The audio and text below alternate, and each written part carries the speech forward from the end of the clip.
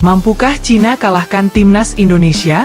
Begini komentar pelatihnya pada Piala Dunia edisi 2002. Apa yang harus kita lakukan menghadapi China? Menurut saya adalah kita terus semakin intens untuk membangun chemistry yang tadi saya sampaikan di awal, antara staf pelatih dengan pemain dan antara pemain dengan pemain.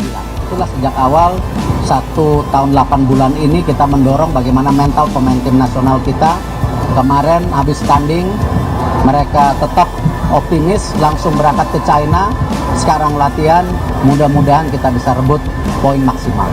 Saya pikir ya tidak ada yang tidak mungkin. Kita juga tidak boleh bilang pesimis, nggak. Kita harus optimis dong menghadap semua pertandingan, gitu nggak? Betul, setuju. Apalagi sebagai seorang pelatih. Mungkin mereka lebih kuat, misalnya kalau kita berhadapan dengan tim-tim yang lain. Lebih kuat kalau Cina termasuk kan tim yang bagus. Jepang, tapi kita apalagi dengan Jepang. Tetapi kita harus optimis. Hitung-hitungan kita harus menang memang. Nggak ada pilihan lain kalau untuk bisa masuk ke ronde keempat.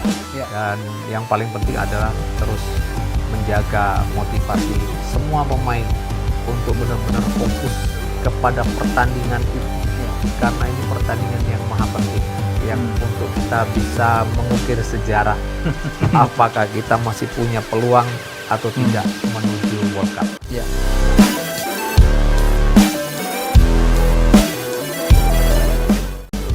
Timnas Cina baru saja menelan 2 kekalahan beruntun pada FIFA Matchday Maret 2025 atau laga ke-7 dan ke-8 ronde ketiga kualifikasi Piala Dunia.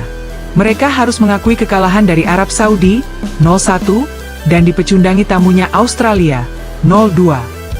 Hasil negatif melawan Arab Saudi dan Australia membuat Cina masih terjerembab di dasar klasemen grup C dengan 6 poin.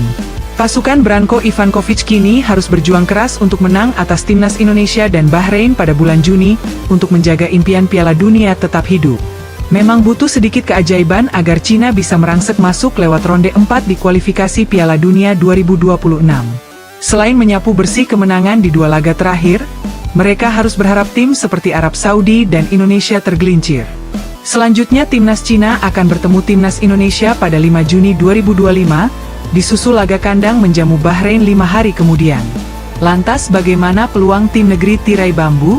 Timnas Cina sebenarnya punya predikat bukan tim ecek-ecek di setiap kualifikasi Piala Dunia.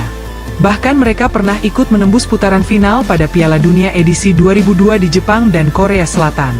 Sementara dalam perjalanan menuju Piala Dunia tahun depan, Zhang Yuning dan kawan-kawan tertatih-tatih di ronde ketiga.